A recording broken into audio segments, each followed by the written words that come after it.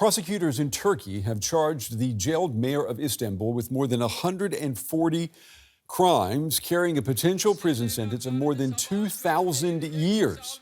Ekrem Imamoglu was seen as the biggest political threat to President Recep Tayyip Erdogan's rule. His arrest back in March on corruption charges led to widespread demonstrations and Turkey's worst unrest in over a decade. Prosecutors accuse Imamoglu of heading a sprawling criminal network over which he extends his influence, as they are accusing him, like an octopus. Imamoglu has dismissed the charges as nonsense. All right, for more now, I want to pull in our correspondent, Julia Hahn. She's on this story for us from Istanbul. Julia, we're still trying to get our heads wrapped around 2,000 years in prison. What more can you tell us about the charges against Imamoglu?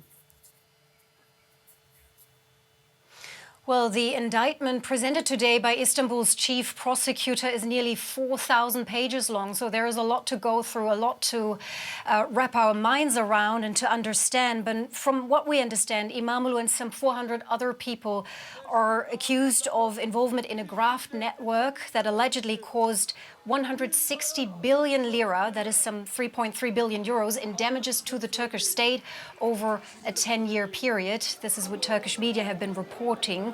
Imamoglu is the chief suspect here, and as you just mentioned, the indictment holds him responsible for more than 140 alleged criminal offences that are linked to corruption and organized crime. Among them, just to name a few, organizing a criminal group, many counts of bribery, of money laundering, of fraud, and all these offences carry lengthy prison terms. So Turkish media have reported that this could add up to a potential prison sentence of more than 2,300 years. This for Ekrem Imamoglu, who was, until his arrest in March, the elected mayor of Istanbul, Turkey's largest city of 16 million people. So all of this, by all means and standards, it's unprecedented. Yeah, unprecedented. I know that Imamoglu has dismissed these charges, calling them nonsense. So how will he fight back?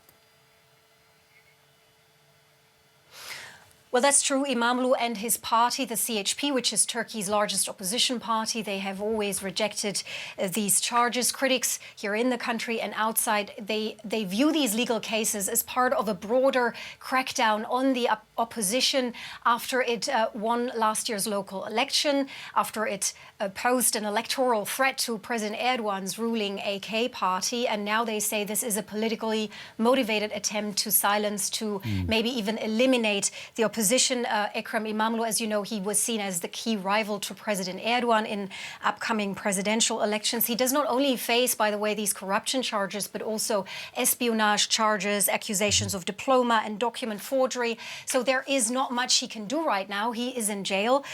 Now a trial date is expected to be announced once the court formally accepts this indictment. Julia, we're running out of time. Briefly here, I want to ask you, there are reports that the Turkish prosecutors are going to ask the country's top court to close Imamoglu's political party. That's the main opposition party in Turkey. Will they succeed? What's that going to mean for Turkish democracy? Well, many here in the country fear it means the worst for Turkish democracy. The CHP as a party has also faced a number of legal proceedings.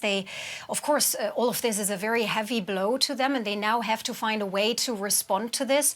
But they, of course, risk being paralyzed by this sheer amount of legal cases. And some critics say this is maybe exactly what the government is after. While President Erdogan has always insisted the Turkish judiciary is acting independently, but analysts I speak to, they say there are huge issues with the rule of law here in Turkey, and they have issued strong warnings that Turkey is moving further and further away with very big steps from electoral democracy more and more towards authoritarianism. All right, our very own Julia Hahn with the latest in Istanbul. Julia, as always, thank you.